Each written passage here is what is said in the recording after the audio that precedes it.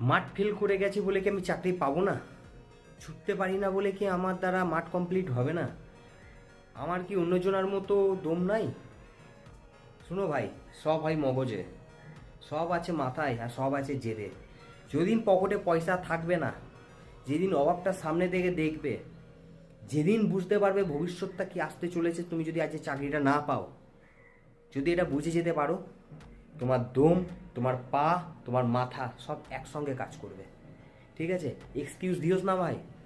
মাঠে অনেক উদাহরণ পড়ে আছে, মাঠে অনেক উদাহরণ পড়ে আছে আজকে, যারা কোনোদিন মাঠে থেকে ছুটতে পারেনি, যাদের ওজন আজকে 80 কেজির ওপর, তারা মাঠে 6 মিনিটে মাঠ ঢুকিয়ে দিয়েছে ভাই। একদিনে আসেনি, প্রচুর পরিশ্রম করেছে তারা, প্রচুর লড়াই করেছে তারা, মুখ দিয়ে রক্ত উঠিয়ে দিয়েছে। এই এক্সকিউজ কাউকে দিয়ে লাভ নাই, এক্সকিউজ নিজেকে দাও। চাকরি এক্সকিউজ বোঝে না, চাকরির প্র্যাকটিস বোঝে।